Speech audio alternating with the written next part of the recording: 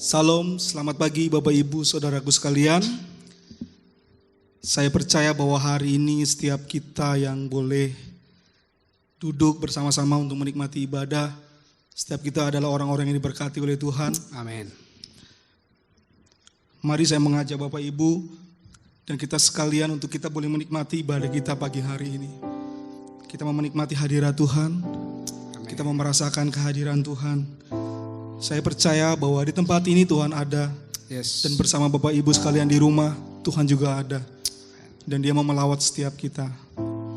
Kita memberikan pujian penyembahan kita yang terbaik buat Tuhan kita. Biar hati kita semuanya boleh menjadi milik Tuhan. Amen. Biar setiap nafas kita boleh menyatakan kasih-Nya. Dan setiap kita boleh merasakan pelukan dari Allah sendiri.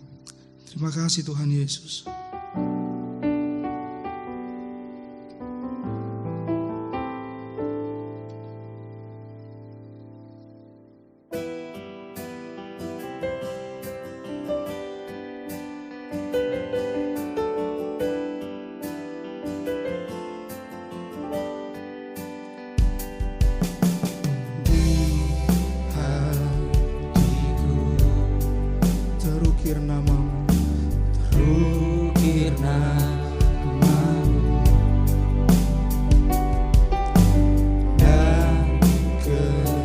Kesetiaan-Mu mengalir dalamku.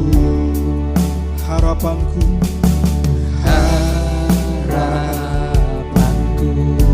hanya janji-Mu, hanyalah janji-Mu.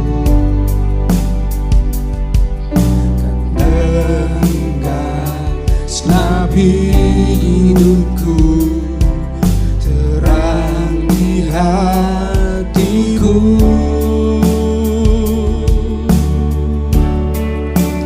Ini hatiku, semuanya milikku. Setiap nafasku nyatakan kasih-Mu. Biarkanlah Roh-Mu memeluk hatiku, terangi langkahku. Ku hidup untuk-Mu.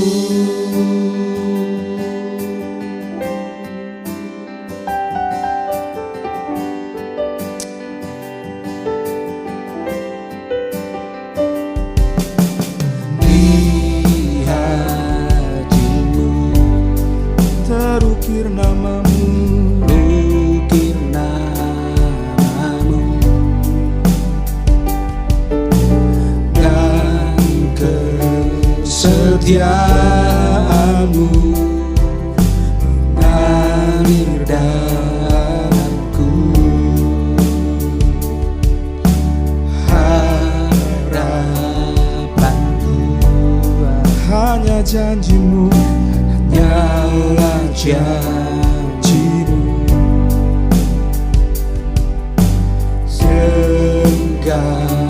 Segenap hidupku, terang di hati-Mu.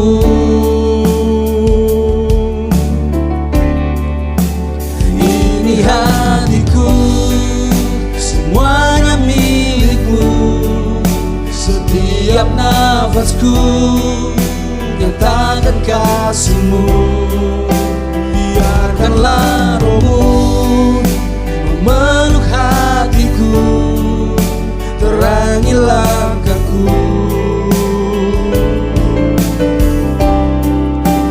Ini hatiku, semuanya milik-Mu. Setiap nafasku nyatakan kasih-Mu. Biarkanlah Roh-Mu memeluk hatiku, terangi langkahku.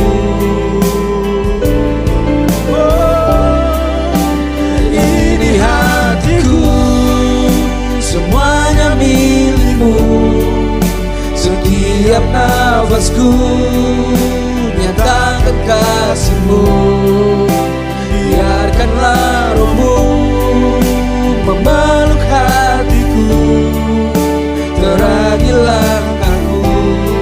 Sekali lagi katakan, ini hatiku, ini hatiku, semuanya milikmu. Setiap nafasku nyatakan kasih-Mu. karena roh Memeluk hatiku, terangi langkahku. Ku hidup hidupmu, ku hidup untukmu, ku hidup untukmu. Ku hidup untukmu.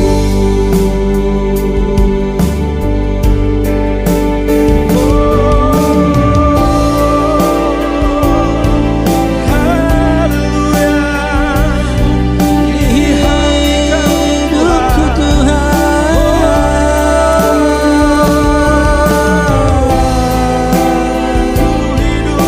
hidupku bagimu.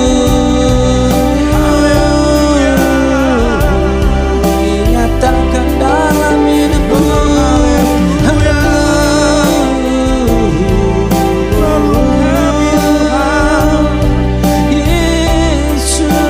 Yesus Tuhan, nyatakan dalam hidupku. Haleluya.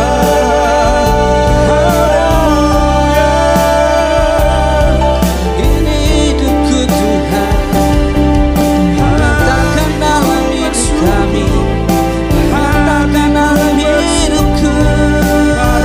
Menikmati-Mu.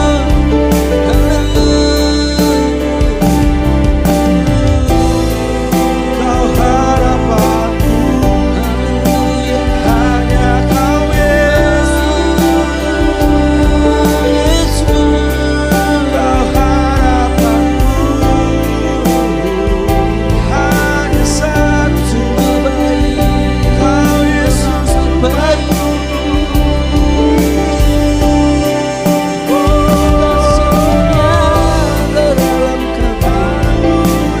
Kasih-Mu melimpah dalam setiap kami. Kasih-Mu melimpah. Mau nikmati hadir-Mu, mau nikmati hadir-Mu Tuhan di dalam hidup kami.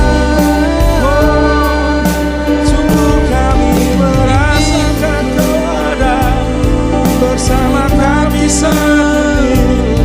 Kau yang memeluk kami. Kasih-Mu nyata dalam setiap kami.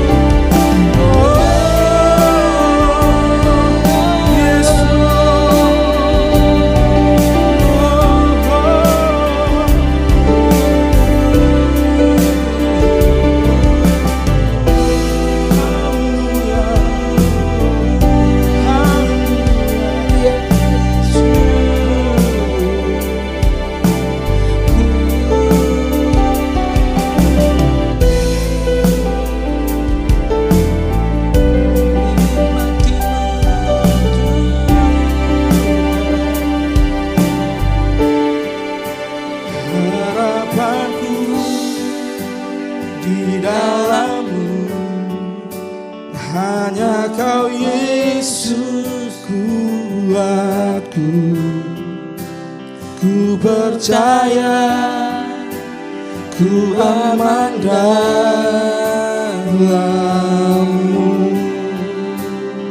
Harapanku, Harapanku di dalam-Mu, hanya Kau Yesus kuatku. Dengan iman ku percaya, ku aman dalam-Mu.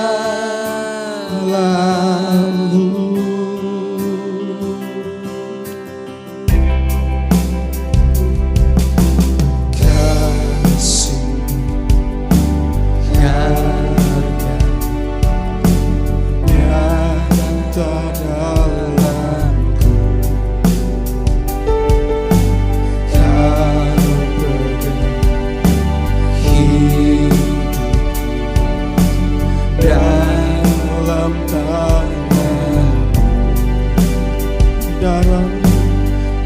darahmu, salibmu tebus hidupku, namamu berkuasa, sanggup bangkitkan. oh Harapanku di dalammu, hanya Kau Yesus kuatku. ku percaya, Ku aman dalam-Mu.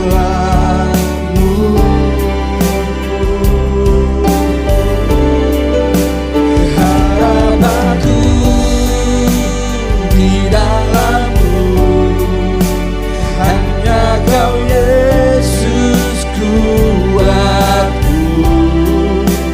Ku percaya, ku aman dalam-Mu.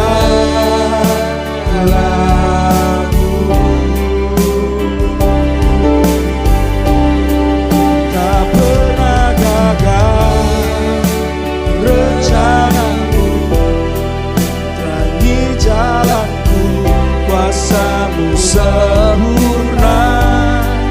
Pengharapanku tak berlebihan, sebab masa depanku Kau sediakan. Tak pernah gagal rencanamu, terangi hidupku, kuasa-Mu sempurna. Harapanku takkan berlalu, sebab masa depan Kau dalam-Mu.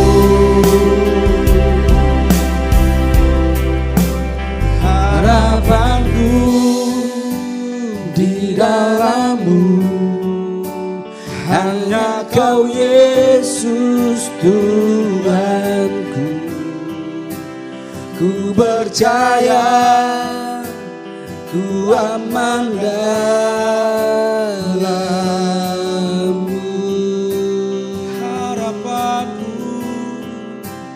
Harapanku di dalam-Mu, hanya Kau Yesus kuatku. Ku percaya, ku aman dalam-Mu.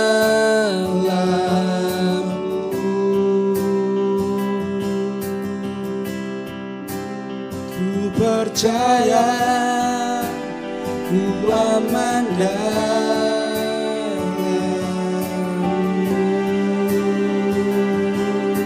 Thank you, Jesus.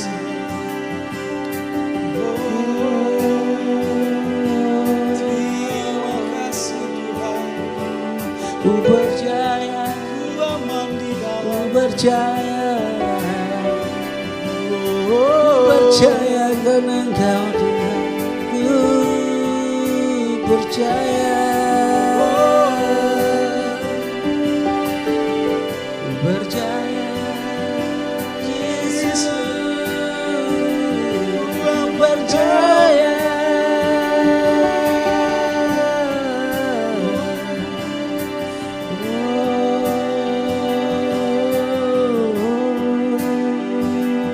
Terima kasih. Terima kasih.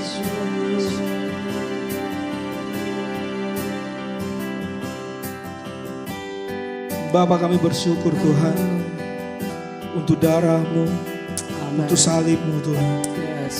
untuk pengorbanan-Mu bagi kami.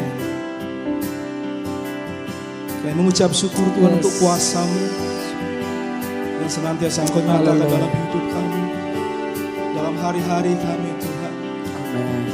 dalam kami mengiring Engkau Tuhan. Yes. Terima kasih Tuhan untuk Ya. penjagaan-Mu Amen. buat hidup kami, Ya. buat keluarga kami Tuhan. Amen.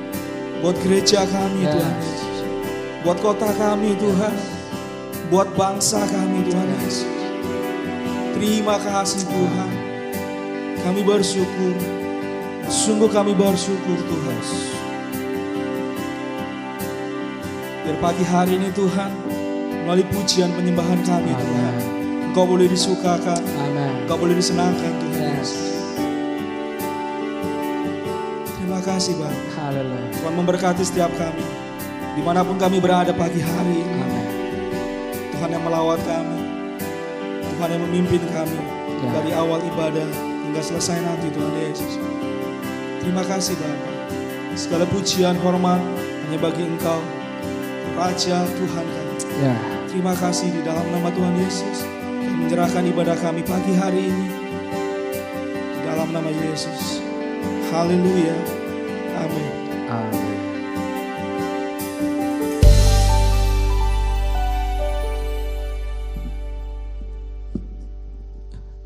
Saya percaya bahwa hari-hari kita saat ini, setiap kita boleh melewati masa-masa yang mungkin tidak aman, mungkin tidak nyaman, mungkin penuh dengan pergumulan, mungkin penuh dengan rintangan. Setiap kita boleh merasakan hal itu saat hari-hari ini. Satu hal yang saya ingin rindu sampaikan, dalam keadaan apapun, mari kita tetap setia kepada Tuhan. Dalam keadaan apapun, sekali lagi, mari kita tetap setia kepada Tuhan. Saya percaya bahwa Tuhan senang ketika kita mampu melewati segala hal bersama dengan Dia. Sebelum kita merenungkan firman Tuhan, kita mau angkat satu pujian sampai akhir hidupku. Sampai akhir hidup kita mau setia kepada Tuhan. Amin. Bapak Ibu yang ada di rumah. Amin. Amin.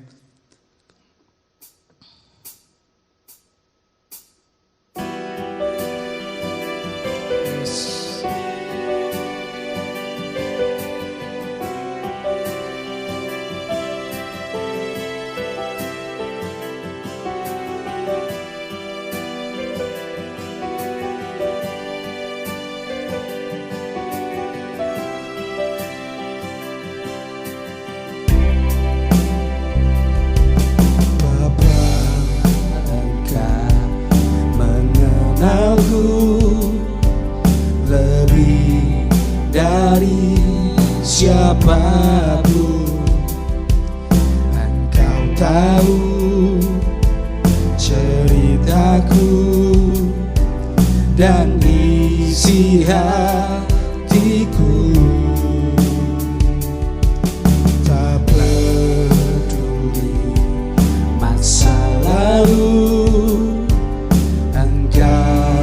tetap memilihku, bahkan ku sempurnakan jadi karya yang indah.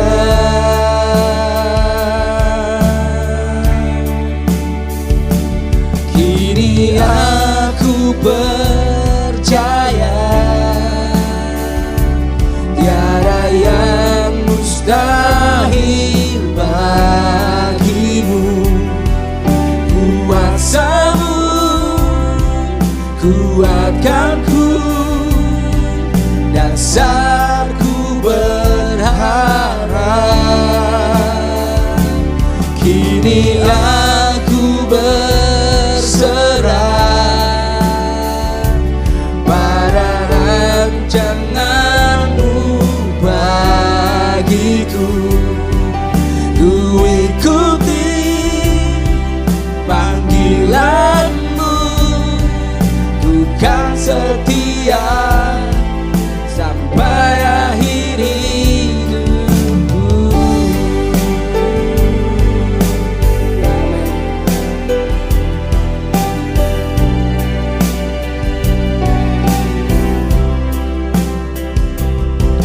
Tak peduli masa lalu, Engkau tetap memilihku. Ubahkan ku ya Tuhan, sempurnakan jadi karya yang indah. Mari dengan iman katakan, kini aku percaya tiada yang mustahil bagimu. Kuasamu kuatkanku, dasarku berharap. Kini aku berserah pada rancanganmu bagiku. Ku ikuti panggilanmu, bukan setia sampai akhir hidup. Kini aku percaya tiada yang mustahil bagimu. Kuasamu kuatkanku, dasarku berharap.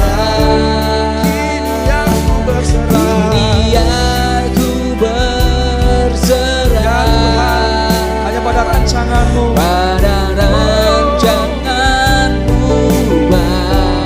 Mau ikuti bagiku. panggilanmu Tuhan. Ku ikuti panggilanmu, bukan setia sampai akhir hidup. Kini aku percaya tiada yang mustahil bagimu. Kuasamu kuatkanku, dasarku berharap. Kini aku berserah pada rancanganmu bagiku. Ku ikuti panggilanmu, bukan setia sampai akhir hidupku.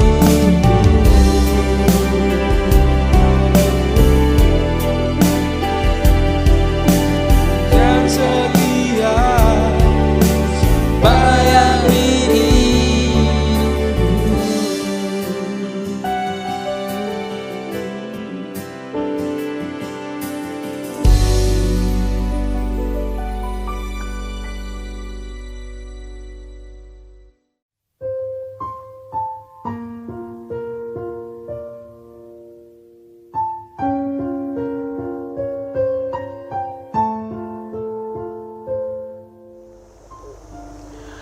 Oke, shalom Bapak Ibu Saudara kekasih di dalam Tuhan.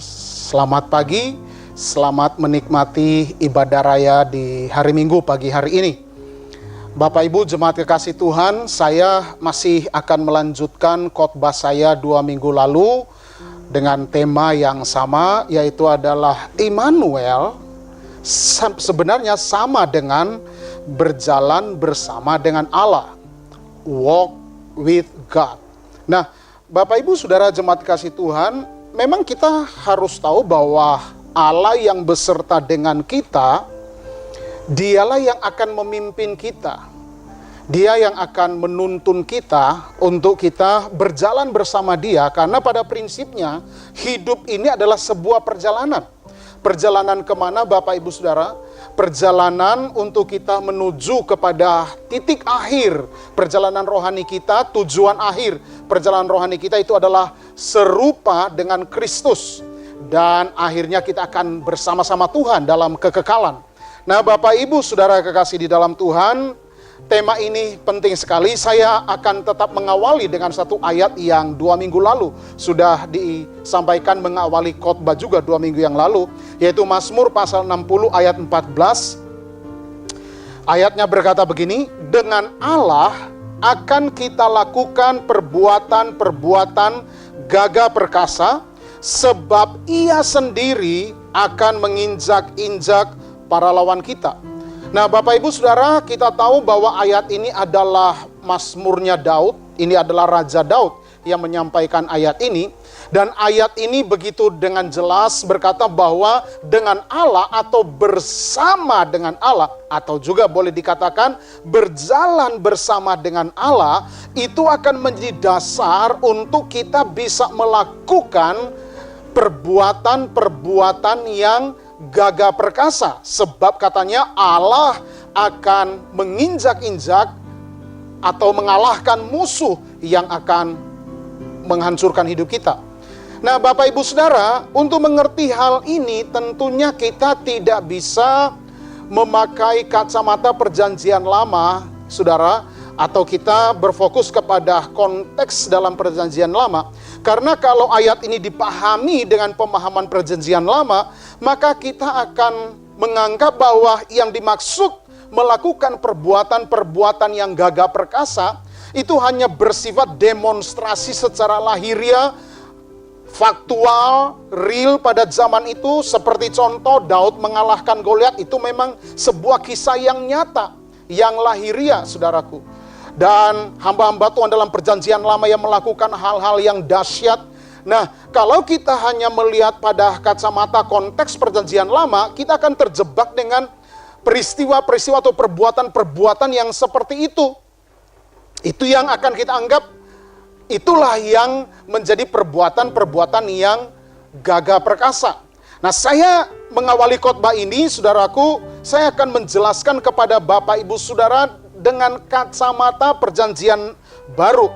Kita harus memahami Mazmur pasal 60 ayat 14 ini dengan cara pandang, dengan konteks perjanjian baru, saudaraku, supaya kita memahami akan ayat ini, saudaraku, di dalam konteks kita sekarang ini.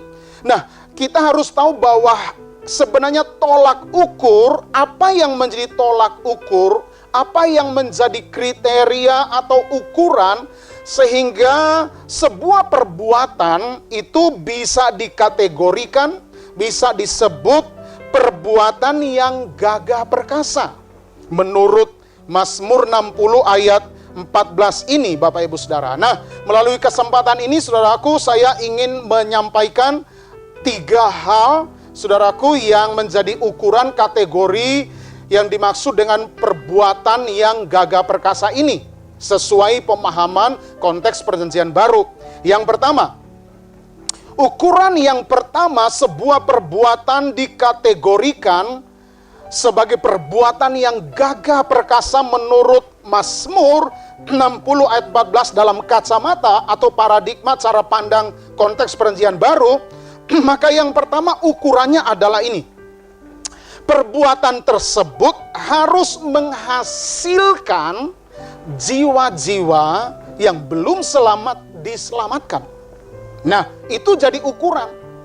Jadi dalam konteks perjanjian baru, dalam kacamata iman kita, saudaraku, sebuah perbuatan atau sesuatu yang kita lakukan itu akan masuk kategori perbuatan yang gagah perkasa di hadapan Tuhan, di hadapan ukuran penilaian Tuhan. Saudaraku, maka yang pertama, perbuatan itu harus menghasilkan keselamatan jiwa-jiwa. Maka perbuatan itu pasti dikategorikan dahsyat, itu luar biasa. Kita boleh melakukan perkara-perkara hebat, perbuatan hebat, dahsyat, tapi kalau itu hanya satu pertunjukan kehebatan, tidak melahirkan keselamatan jiwa-jiwa, maka dengar baik-baik, itu tidak tergolong perbuatan yang gagah perkasa di hadapan Tuhan. Nah, ukuran yang kedua, atau tolak ukur yang kedua adalah perbuatan yang disebut perbuatan yang gagah perkasa menurut Mazmur 60 ayat 14 dalam konteks perjanjian baru, saudaraku, adalah perbuatan tersebut harus berfokus mempermuliakan Tuhan.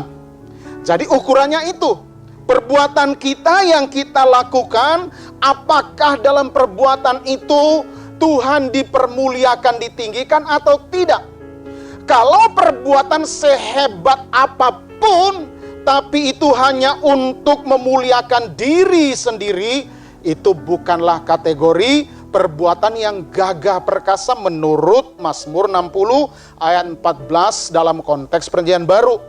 Ukuran yang ketiga, tolak ukur yang ketiga adalah perbuatan yang gagah perkasa, saudaraku, atau perbuatan tersebut, saudara, itu harus bersumber, harus digerakkan oleh Roh Kudus yang ada di dalam hati kita. Nah, semua perbuatan bukan hanya perbuatan yang terlihat oleh logika manusia hebat-hebat dan sebagainya, atau perbuatan kecil yang bisa dianggap remeh oleh manusia. Bagi saya begini, saudaraku, semua perbuatan mau itu dianggap remeh oleh pandangan manusia secara umum, tapi kalau itu perbuatan lahir dari dorongan Roh Kudus yang menggerakkan untuk kita melakukan perbuatan itu, maka dengar baik-baik, semua perbuatan yang hasil digerakkan oleh Roh Kudus, kategorinya adalah perbuatan yang gagah perkasa. Jadi Bapak Ibu Saudara, 3 ini yang menjadi kriteria. Sekali lagi, yang pertama, perbuatan itu harus menghasilkan keselamatan jiwa-jiwa. Yang kedua, perbuatan tersebut harus memuliakan Tuhan. Yang ketiga, perbuatan tersebut, saudaraku, harus bersumber digerakkan oleh Roh Kudus. Jadi bukan ego kita, bukan kehebatan manusia yang melakukan perbuatan itu. Tapi kalau Tuhan yang menggerakkan kita, maka perbuatan itu pasti dahsyat, walaupun di mata orang seringkali dianggap kecil. Nah, Bapak Ibu Saudara, saya tidak akan berfokus menjelaskan tentang perbuatan yang besar, perbuatan yang gagah perkasa, Mazmur 60 ayat 14 ini. Tapi saya ingin menyambung, kalau 2 minggu yang lalu kita sudah belajar dan kita sudah meneladani tentang orang atau tokoh pribadi. Ada 2 tokoh 2 minggu lalu yang kita sudah pelajari, saudaraku, yang mereka adalah tokoh atau pribadi yang berjalan bersama dengan Allah, atau mereka bersama dengan Allah, atau mereka mengalami Immanuel dalam hidup mereka, dan akibat atau buah hasil daripada mereka berjalan bersama dengan Allah, itu menghasilkan perbuatan-perbuatan yang dahsyat, perbuatan yang gagah perkasa. Kita sudah belajar 2 minggu lalu dari 2 tokoh, yang pertama adalah Nuh, kemudian yang kedua adalah Ayub. Perbuatan dahsyat dari seorang Nuh, saudaraku, selain daripada dia membuat bahtera, semua orang sudah tahu, tapi ada hal yang dahsyat yang ditunjukkan oleh Nuh, yaitu adalah dia bisa stand alone. Dia bisa berdiri sendiri di tengah semua orang yang sudah rusak, hancur, bejat. Itu dahsyat banget. Yang kedua adalah Ayub. Ayub, saudaraku, perbuatan dahsyat yang keluar, yang dihasilkan dari hidupnya adalah dia lulus ujian. Yang pertama, ujian itu dari Tuhan. Dan yang kedua, dia mengalahkan pencobaan, yaitu adalah serangan iblis yang menghantam hidupnya. Ini adalah perbuatan yang gagah perkasa. Nah, dalam khotbah pagi hari ini saya ingin meneruskan untuk kita akan belajar perbuatan yang gagah perkasa yang dihasilkan dari seorang yang hebat dalam Perjanjian Lama, dalam Alkitab, di mana dia membuktikan dia berjalan bersama dengan Allah. Immanuel ada dalam hidupnya, Allah berjalan bersama dengan dia, dan hidupnya dahsyat sekali. Hidupnya menghasilkan perbuatan yang gagah perkasa. Kepada siapakah kita akan belajar? Dari tokoh siapakah kita akan belajar pagi hari ini? Kita akan belajar pagi hari dari seorang pribadi yang tentunya ada di dalam Alkitab, Perjanjian Lama, yaitu adalah Elia. Jadi pagi hari ini kita akan belajar dari seorang figur, seorang pribadi yang bernama Elia atau Nabi Elia, saudaraku. Ini adalah figur yang luar biasa, saudara. Nah, mari kita lihat, saudaraku, ada pertanyaan. Mengapa dalam khotbah ini saya menempatkan atau saya mengatakan Elia adalah tokoh atau pribadi yang berjalan bersama dengan Allah? Apakah betul? Benarkah Elia berjalan bersama dengan Allah? Apa dasarnya? Nah, oleh karena itu saya ingin memberikan kepada kita beberapa ayat firman Tuhan yang akan mendasari, yang akan menjadi alasan sehingga Elia layak ditempatkan sebagai tokoh patokan yang terbukti dia berjalan bersama dengan Allah, dan kita patut belajar darinya, kita patut meneladani kehidupannya yang berjalan bersama dengan Allah. Mari kita lihat yang pertama, kita akan lihat 1 Raja-Raja pasal yang ke-17 ayat 2 dan ayat 5 bagian A, diteruskan dengan ayat 8 dan ayat 14 bagian A. Kita akan lihat rangkaian ayat-ayat ini menunjukkan bahwa Elia adalah pribadi yang berjalan bersama dengan Allah. Nah, mari kita lihat 1 Raja-Raja pasal 17 ayat 2 berkata begini. Kemudian datanglah firman Tuhan kepadanya, kepada Elia. Ayat 5 bagian A, lalu Elia pergi dan ia melakukan seperti firman Tuhan. Ayat 8, maka datanglah firman Tuhan kepada Elia. Ayat 14 bagian A, sebab beginilah firman Tuhan Allah Israel, maksudnya ini kepada Elia. Nah, saudara bisa lihat rangkaian ayat-ayat ini, dan ini bukan hanya ayat-ayat ini. Ada banyak ayat, kalau saya sampaikan terlalu panjang. Tapi dalam seluruh proses perjalanan pelayanan Elia dari pertama sampai akhir, sampai dia diangkat ke surga, saudaraku, itu penuh dengan prinsip seperti ini. Jadi saya boleh katakan bahwa dalam seluruh perjalanan pelayanan hidup Elia, saudaraku, Elia itu melakukan apa saja selalu berdasarkan firman Tuhan. Nah, ini menjadi dasar, ini menjadi pembuktian, ini adalah fakta yang tak terbantahkan bahwa kita harus menempatkan Elia sebagai satu pribadi yang terbukti bahwa dia berjalan bersama dengan Allah. Karena Allah adalah firman. Jadi kalau dia apa-apa dalam hidupnya, atau segala sesuatu yang dia katakan, yang dia lakukan, saudaraku, itu selalu berdasarkan firman Tuhan. Nah, ini menjadi bukti bahwa Elia adalah pribadi yang berjalan bersama dengan Allah. Ini adalah bukti yang pertama. Sekaligus juga ini menjadi pelajaran buat kita semua. Saya ingin mau menekankan kepada kita semua, mari kita jadi anak Tuhan untuk dalam segala hal. Dalam pelayanan, di komsel, di dalam rumah tangga, di dalam seluruh aspek hidup kita, Bapak Ibu Saudara, mari kita harus jalankan hidup ini apa saja berdasarkan firman Tuhan. Nah, itu pembuktian yang pertama, Elia berjalan bersama dengan Tuhan. Nah, ada pembuktian yang kedua, yaitu adalah, saudaraku, kita semua tahu bahwa di Alkitab hanya ada 2 manusia yang tidak mengalami kematian. Mereka hidup-hidup diangkat Tuhan langsung ke sorga. Hanya ada 2 orang. Yang pertama adalah Henok, dan yang kedua adalah Elia sendiri. Nah, Bapak Ibu Saudara, kalau saudara pelajari, saudaraku, Elia, yang pertama saya akan perhadapkan kepada saudara Elia, dalam 2 Raja-Raja pasal 2 ayat 11 berkata begini, tiba-tiba datanglah kereta berapi dengan kuda berapi, memisahkan keduanya, Elia dan Elisa. Lalu naiklah Elia ke sorga dalam angin badai. Nah, Bapak Ibu Saudara, jadi ayat ini dengan jelas mengatakan Elia nggak mati. Jadi para arkeolog mau cari kuburan Elia sampai kapanpun tidak akan pernah dapat, karena Elia nggak pernah mengalami kematian jasmani sehingga harus perlu dikubur. Nah, tidak, Elia langsung hidup-hidup dijemput oleh malaikat dan naik ke surga.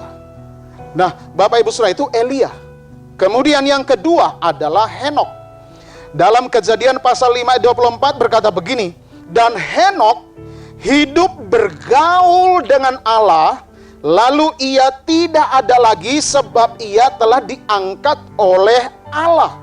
Jadi Henok juga sama dengan Elia. Mau cari kuburan Henok tidak akan pernah dapat, karena Henok tidak pernah mengalami kematian fisik, kematian jasmani. Akhir daripada hidup Henok itu langsung hidup-hidup diubah Tuhan, saudaraku, langsung naik ke surga. Nah, dari dua orang ini, saudaraku, yang sama-sama tidak mengalami kematian jasmani, langsung diangkat ke surga, saudaraku. Kalau kita lihat Henok, itu alasannya satu. Hal yang menjadi alasan syarat sehingga Henok diangkat hidup-hidup naik ke surga. Henok tidak punya prestasi apapun dalam pelayanannya. Kita mau pelajari sejarah hidup Henok, kita tidak akan menemukan dia seorang hamba Tuhan yang hebat, punya prestasi pelayanan atau prestasi kehidupannya. Tidak. Satu-satunya yang dicatat oleh Alkitab yang dilakukan oleh Henok ratusan tahun adalah hidup bergaul dengan Allah. Dengar baik-baik Bapak Ibu Saudara, hidup bergaul dengan Allah tidak mesti kita menghasilkan pencapaian-pencapaian hebat. Tidak mesti kita bisa mempertunjukkan hal-hal yang kita miliki, harta hebat itu tidak bisa menjadi ukuran bahwa kita bergaul dengan Allah. No, Bapak Ibu Saudara, buktinya Henok. Henok tidak punya prestasi apapun, tapi hanya satu yang dia lakukan seumur hidupnya. Dia bergaul, dia berjalan, walk with God. Itu Henok, dia berjalan bersama dengan Allah, Bapak Ibu Saudara. Dan apa yang terjadi dengan Henok? Dia diangkat ke surga. Nah, kalau Henok diangkat ke surga hidup-hidup karena dia bergaul karib dengan Allah, maka saya yakin dan percaya Elia diangkat hidup-hidup ke surga bukan karena pelayanannya hebat. No. Tetapi saya percaya ini membuktikan bahwa sebenarnya Elia punya gaya hidup yang sama dengan Henok. Elia adalah pribadi yang bergaul karib, berjalan bersama dengan Allah. Immanuel nyata dalam hidup Elia, sama seperti dalam hidup Henok, saudaraku. Oleh karena itu, Bapak Ibu Saudara, dari bukti-bukti ini, saudara, kita bisa memastikan bahwa Elia tidak bisa diragukan adalah tokoh atau pribadi, saudaraku, yang berjalan bersama dengan Allah. Nah, Bapak Ibu Saudara, sekarang kita mau lihat tentang lebih dalam lagi tentang pribadi Elia. Sebenarnya kalau saudara renungkan proses perjalanan pelayanan Elia itu mengalami proses yang disebut, saya boleh katakan, up and down dalam proses perjalanan hidupnya. Jadi ada momen, ada saatnya Elia naik, up, tapi ada saatnya juga Elia mengalami down. Nah, itu adalah proses alamiah kehidupan. Jadi Bapak Ibu Saudara, Anda jangan berpikir bahwa kalau kita bergaul karib dengan Tuhan, kita berjalan bersama Tuhan, hidup kita up terus, hidup kita on fire terus, semangat terus, di atas terus. No. Secara normal perjalanan hidup kita akan tetap ada proses yang namanya up and down hidup kita. Itu adalah proses natural dalam perjalanan hidup rohani kita. Oleh karena itu ketika Anda up, naik, rohani saudara sedang on fire, sedang semangat, kita merasakan Tuhan begitu nyata dalam hidup kita. Tapi ketika ada momentum Tuhan izinkan kita down, kita turun sampai ke lembah kekelaman, kita mengalami keadaan yang begitu sulit, Anda jangan pernah berpikir atau curiga Tuhan itu jauh atau meninggalkan kita. No, memang perjalanan proses hidup kita akan seperti itu. Ini yang terjadi dengan Elia. Nabi Elia mengalami proses up and down. Nah, saya mau tunjukkan kepada kita, saudaraku, yang pertama, di saat sedang naik, Elia sedang naik, sedang up, sedang on fire, saudaraku, Elia tampil dan menunjukkan perbuatan-perbuatan yang gagah perkasa, spektakuler, menggoncangkan, mencengangkan semua orang. Bayangkan, Elia, saudaraku, menahan hujan tidak turun 3 tahun 6 bulan. Itu dahsyat banget. Elia membantai 450 nabi Baal. Nah, dari hal-hal ini itu dahsyat sekali. Nah, saya kategorikan dia sedang lagi up, dia sedang lagi naik, dia sedang lagi on fire dalam hidupnya, saudaraku. Tetapi hal yang kedua yang kita tidak boleh kesampingkan, ternyata ada saatnya di mana Elia mengalami atau sedang down atau turun. Bahkan kecewa, putus asa. Bahkan Bapak Ibu mau tahu nggak? Elia pernah pingin mati saking putus asanya. Nah, tapi luar biasa di tengah Elia sedang down, sedang kecewa, putus asa, bahkan pingin mati. Yang hebatnya begini, dalam kondisi seperti itu, Allah membuktikan Dia tetap Allah Immanuel bagi Elia. Dalam kondisi seperti itu, Allah tidak berubah. Allah tidak meninggalkan Elia. Nah, ini dahsyat sekali. Saya mau tunjukkan kepada saudara bagaimana Elia dalam keadaan stres, dalam keadaan down, dalam keadaan putus asa, bahkan ingin mati. 1 Raja-Raja pasal 19 ayat 3a dan ayat 4b diteruskan dengan ayat 9. Saya baca buat kita semua. Demikian firman Tuhan. Maka takutlah Elia, lalu bangkit dan pergi menyelamatkan nyawanya. Jadi Elia saking takutnya dia bangkit dan pergi menyelamatkan nyawanya. Kemudian ia ingin mati, katanya. Kata Elia, cukuplah itu sekarang ya Tuhan, ambillah nyawaku. Ini doa orang lagi stres. Ayat 9, di sana di gunung Horeb, maksudnya, masuklah ia Elia ke dalam sebuah gua dan bermalam di situ, yaitu di gunung Horeb. Maka firman Tuhan datang kepadanya, kepada Elia, demikian, apakah kerjamu di sini, hai Elia? Nah, dengar baik-baik. Saudaraku, Elia dalam keadaan yang kalut, dalam keadaan yang stres, bahkan ingin mati, dalam keadaan putus asa, Allah ada di sana.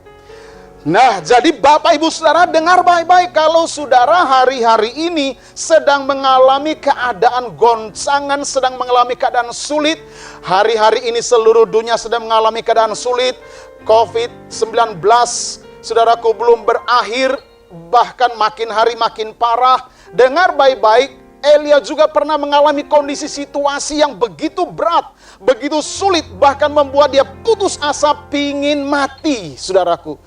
Tetapi dalam kondisi itu Allah ada bersama-sama dengan dia. Oleh karena itu dengar baik-baik pernyataan ini. Jika Anda sedang mengalami down, sedang mengalami jatuh, terpuruk, stres, putus asa, Anda sedang dengar khotbah ini, Anda dalam kondisi tertekan, dalam kondisi seperti itu, saya cuma mau kasih tahu begini, tenang saja. Orang sekelas Elia saja mengalami hal yang sama kok. Dan terbukti Allah bersama-sama dengan Elia dalam kondisi seperti itu. Ini artinya begini, gak ada yang perlu kita khawatirkan, dan tolong jangan curiga, jangan mencurigai Tuhan dengan kondisi yang ada, seolah-olah Tuhan di mana sih? Tuhan kok tidak nyata dalam hidup saya, kenapa saya mesti mengalami begini? Itulah pemikiran yang salah, buang pikiran seperti itu. Karena dengar baik-baik, Anda hari ini sedang mengalami goncangan, sedang mengalami keadaan yang down, sedang mengalami keadaan yang sulit, sedang mengalami mungkin stres, putus asa. Tolong dengar baik-baik, kalau Anda anak Tuhan, orang percaya kepada Tuhan Yesus, Allah tidak berubah. Dia tetap Allah Immanuel dalam hidupmu, dan dia bersama-sama dengan Anda. Oleh karena itu tidak ada hal yang perlu kita khawatirkan. Mari percaya, Tuhan bersama Anda dalam keadaan apa saja. Nah, Bapak Ibu Saudara, itu yang dalam keadaan down, saudara, Elia bisa lewati. Dan sejarah Elia mencatat, setelah itu saudaraku, Allah kembali memakai dia dahsyat banget. Salah satunya terbukti dia, saudaraku, mengurapi Elisa menjadi pengganti dia. Nah, saya rindu di bagian terakhir khotbah ini, saya mau memperhadapkan kepada saudara ada dua hal yang Elia lakukan yang kita bisa takjub, karena ini perbuatan yang gagah perkasa, yang dahsyat sekali. Dua perbuatan yang gagah perkasa yang merupakan hasil buah Elia berjalan bersama dengan Allah. Yang pertama, kalau saudara pelajari baik-baik, sebenarnya yang pertama ini adalah Elia keluar dari zona aman dan dia berani masuk ke dalam high risk zona. High risk zone atau zona resiko tinggi. Nah, Bapak Ibu Saudaraku, dari mana kita tahu hal ini? Mari kita lihat. 1 Raja-Raja 17 ayat 1 sampai ayat 3 berkata begini. Lalu berkatalah Elia orang Tisbe dari Tisbe Gilead kepada Ahab, demi Tuhan yang hidup Allah Israel yang kulayani, sesungguhnya tidak akan ada embun atau hujan pada tahun-tahun ini kecuali kalau kukatakan. Ayat 2. Kemudian datanglah firman Tuhan kepadanya, kepada Elia, pergilah dari sini, berjalanlah ke timur dan bersembunyilah di tepi sungai Kerit di sebelah timur sungai Yordan. Nah, Bapak Ibu Saudara, kalau saudara pelajari kehidupan Elia, nama Elia tercatat di Alkitab muncul pertama kali itu di 1 Raja-Raja pasal 17 ayat 1 ini. Munculnya dalam kondisi apa? Nama Elia dicatat Alkitab pertama kali justru pada momentum di mana Elia diutus Tuhan menghadap Raja Ahab di istana kerajaan Israel. Waktu itu Israel sudah terbagi dua bangsa, jadi dua negara. Yang pertama adalah Israel bagian selatan disebut bangsa Yehuda, ibu kotanya Yerusalem. Dan yang kedua adalah Israel bagian utara, Israel utara, itu ibu kotanya di Samaria. Nah, Ahab yang diceritakan di zaman Elia ini, di mana Elia datang menghadap Ahab. Ahab pada waktu itu adalah raja bangsa Israel, yaitu bagian utara, yang ibu kotanya di Samaria. Nah, Bapak Ibu Saudara, apa yang kita bisa pelajari? Kalau Bapak Ibu Saudara baca 1 Raja-Raja pasal 17 ayat 1 sampai 3, kita sekedar baca tidak kenal siapa Ahab, bagaimana orangnya Ahab dan bagaimana istrinya, Bapak Ibu Saudara, kita akan baca ini biasa saja. Tetapi kalau saudara pelajari, kita akan wow, saudaraku. Kenapa? Karena begini, saudara. Raja Ahab ini adalah raja yang terkenal jahat. Kenapa Raja Ahab menjadi raja yang sangat jahat? Penyebabnya adalah karena dia menikah dengan wanita yang bukan orang Israel, orang bangsa kafir, penyembah berhala, yaitu Isabel. Bapak Ibu Saudara, Isabel ini penyembah berhala, saudaraku, khususnya penyembah Baal, menikah dengan Ahab, dibawa Ahab ke istana kerajaan di Israel, saudara. Nah, ini yang akan membuat Ahab terpengaruh oleh istrinya dan membuat Ahab menjadi raja yang jahat. Bahkan Ahab ikut menjadi penyembah berhala. Dan itu mengakibatkan penyembahan berhala kepada Baal itu menjadi sangat-sangat masif, menyeluruh kepada seluruh orang Israel. Nah, di tengah konteks di mana bangsa Israel, saudaraku, khususnya Israel Utara ini, saudara, yang ibu kotanya Samaria ini, saudara, itu Bapak Ibu Saudara, semuanya telah menyembah berhala. Dalam kondisi seperti itu, Allah memanggil Elia, mengutusnya untuk datang berjumpa dengan Raja Ahab di istana. Bapak Ibu, ini dahsyat banget. Kenapa? Karena sebelumnya Elia nggak tercatat di Alkitab. Nah, Bapak Ibu Saudara, sebenarnya begini, saudaraku. Elia itu menjadi seorang pelayan Tuhan, seorang nabi, bukan pada saat dia datang berjumpa dengan Ahab, bukan. Sebelum dia berjumpa dengan Ahab, sebenarnya Elia sudah menjadi seorang nabi. Sebagai, saudaraku, seorang pelayan Tuhan. Nah, Bapak Ibu Saudara, jadi waktu dia datang menghadap Ahab, dia sudah sebagai seorang pelayan Tuhan. Bapak Ibu tahu, waktu dia menghadap Ahab, itu resikonya sangat luar biasa. Itu resikonya bisa dibunuh. Karena pada peristiwa selanjutnya, Bapak Ibu Saudara, Isabel istri Ahab itu pernah membunuh nabi-nabi Tuhan. Jadi Bapak Ibu Saudara, waktu Elia datang menghadap kepada Ahab, Elia tahu resikonya. Akibatnya itu fatal sekali. Akibatnya sangat mengerikan bagi kehidupan Elia. Tapi Elia berani.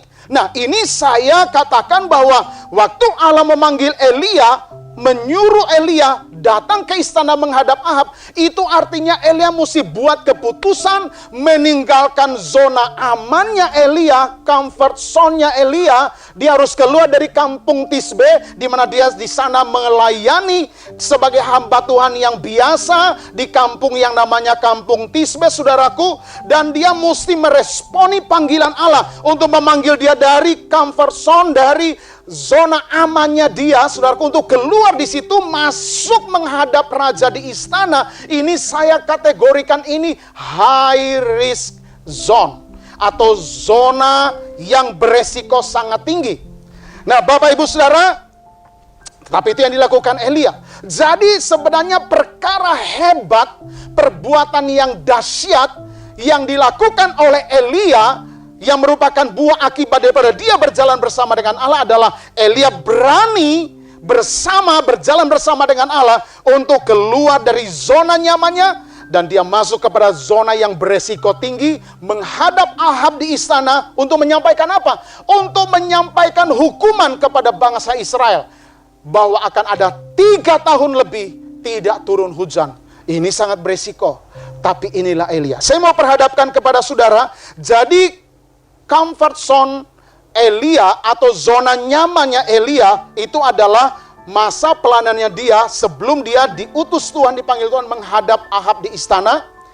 Sedangkan saudaraku, high risk zone, saudara, atau zona yang penuh dengan resiko, itu adalah sesudah dia dimulai saat dia menghadap Raja Ahab di istana, dan seterusnya itu hidupnya berhadapan dengan resiko.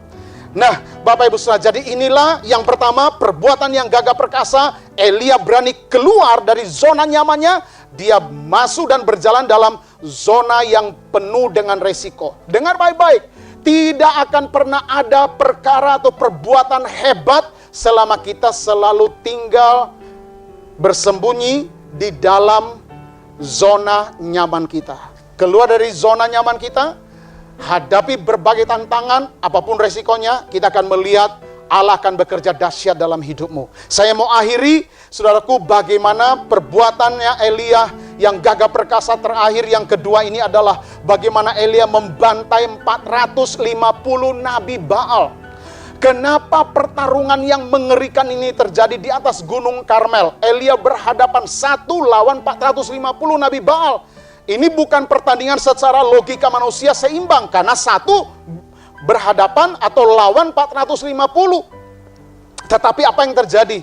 Elia menang, Elia mengalahkan 450 nabi Baal. Sebenarnya apakah ini hanya demonstrasi kuasa biasa? No, ini bukan cuma pertunjukan kuasa Tuhan, bukan. Ini ada maksud Tuhan. Kenapa 400 nabi Baal dibantai? Karena Elia memang diutus untuk memulihkan bangsa Israel, mengubah supaya bangsa Israel kembali dari menyembah Baal, kembali menyembah Allah yang benar, Allah Abraham, Ishak dan Yakub. Karena waktu itu bangsa Israel sudah dipengaruhi oleh ajaran Isabel, istri Ahab, yang mempengaruhi orang Israel sehingga mereka menjadi penyembah berhala. Elia diutus Tuhan untuk memulihkan bangsa Israel supaya meninggalkan penyembahan berhala kepada Baal dan kembali menyembah Allah yang benar.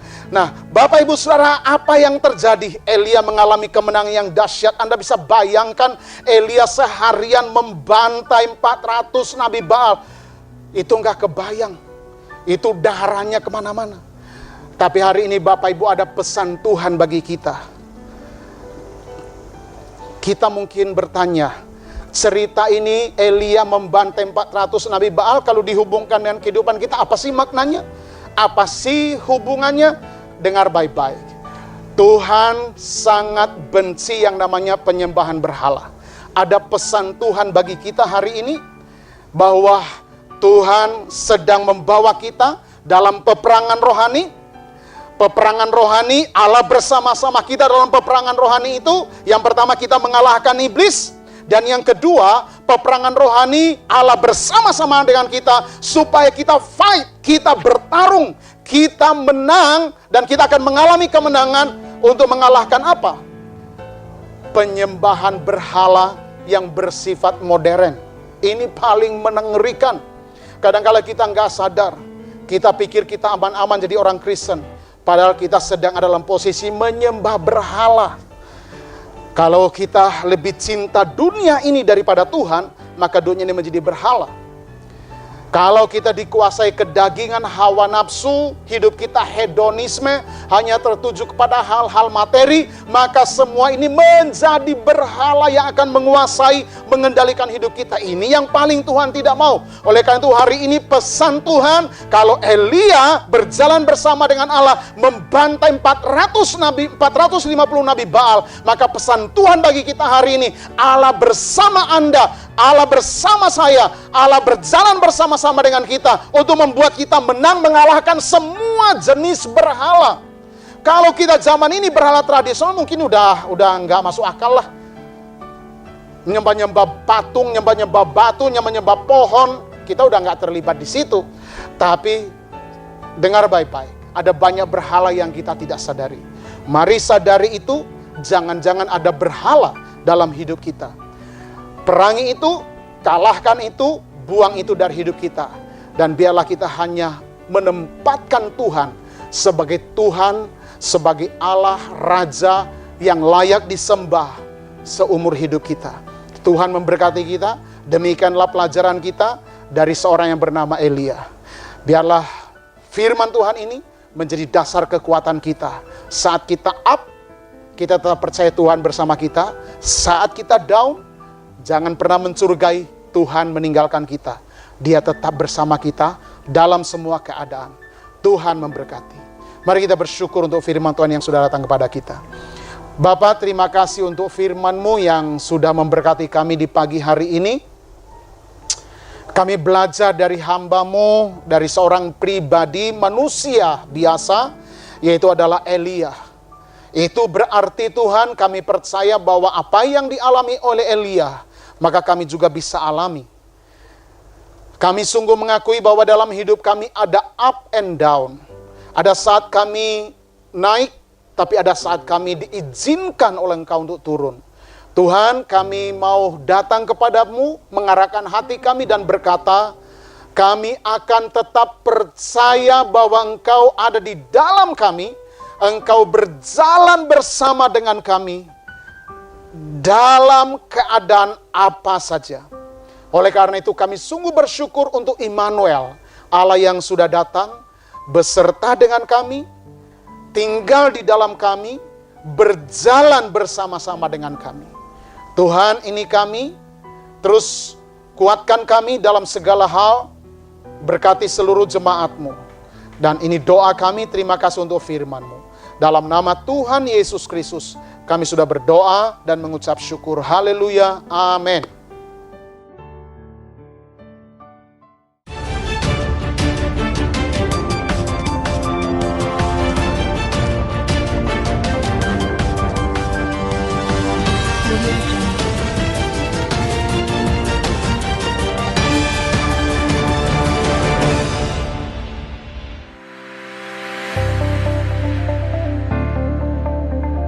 Shalom, selamat bergabung dengan ibadah online GIDI Ebenezer Bandar Lampung. Kita satu keluarga di dalam Kristus.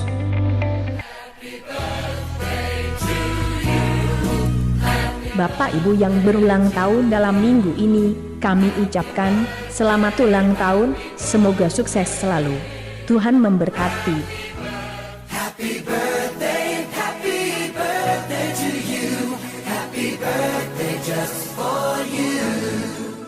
Sehubungan dengan adanya kebijakan social distancing, maka kegiatan ibadah raya Minggu diadakan secara online, setiap hari Minggu jam 9 pagi, lewat halaman Facebook GIDI Ebenezer dan YouTube GIDI Ebenezer BL.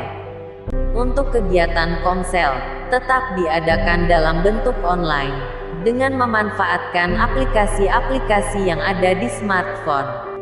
Mari kita tetap menjaga hubungan persaudaraan kita. Atas perhatian seluruh jemaat GIDI Ebenezer Bandar Lampung, kami ucapkan terima kasih. Tuhan memberkati kita semua.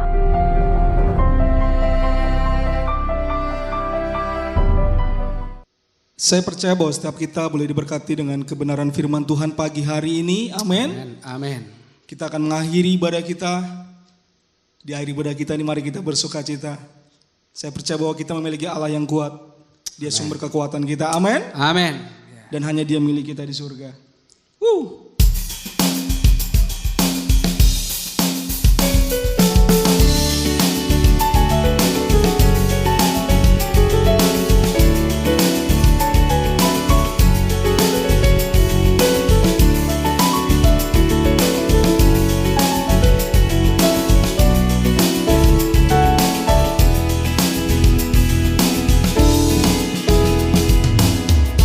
Hanya Kau milikku di surga.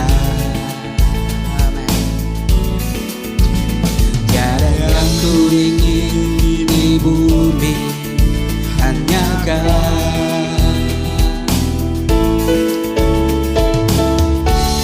Tak ku andalkan kekuatanku, namun yang pasti Kau tetap selamanya Allah sumber, amin, kuatku, Allah sumber kuatku, Allah sumber kuatku dan berkatku selamanya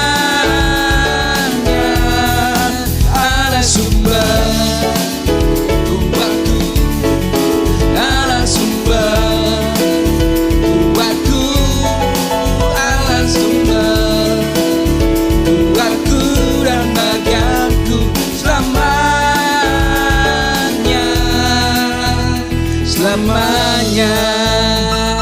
Saya undang jemaat untuk bangkit berdiri.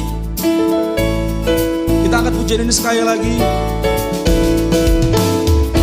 Hanya Kau milikku di surga. Tiada yang ku ingin di bumi, hanya Kau. Oh, hanya Engkau.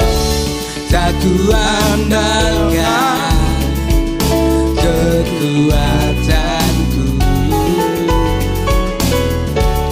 namun yang pasti Kau tetap selamanya Allah sumber kuatku, Allah sumber kuatku, Allah sumber kuatku dan bagianku selamanya Allah sumber kuatku, Allah sumber kuatku, Allah sumber kuatku dan bagianku selamanya selamanya selamanya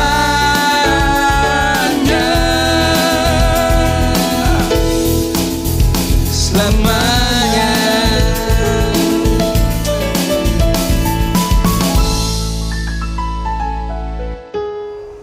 Jemaat kekasih Tuhan, mari kita akhiri ibadah raya kita pada pagi hari ini dengan bersyukur kepada Tuhan dan tetap berjalan dalam kemenangan daripada Tuhan, berjalan bersama dengan Tuhan. Arahkan hati dan pikiran seluruh hidup kita kepada Tuhan dan terimalah berkat Tuhan. Anugerah, berkat, rahmat dari Allah Bapa kami yang ada di surga, kasih sayang daripada Tuhan kami Yesus Kristus, pertolongan, kuat kuasa, pimpinan, penyertaan dari Allah Roh Kudus, menyertai, memenuhi seluruh hidup kami sekalian, mulai saat ini sampai selama-lamanya. Di dalam nama Tuhan Yesus Kristus, kami bersyukur dan kami terima berkat Tuhan ini. Haleluya, amin. Terima kasih Yesus, Yesus. Terima kasih anugerah-Mu buat hidupku sekarang. sekarang ku kan memuji-Mu selamanya. Terima kasih Yesus, Yesus. Terima kasih hanya anugerah-Mu buat hidupku sekarang. Ku kan memuji-Mu selamanya.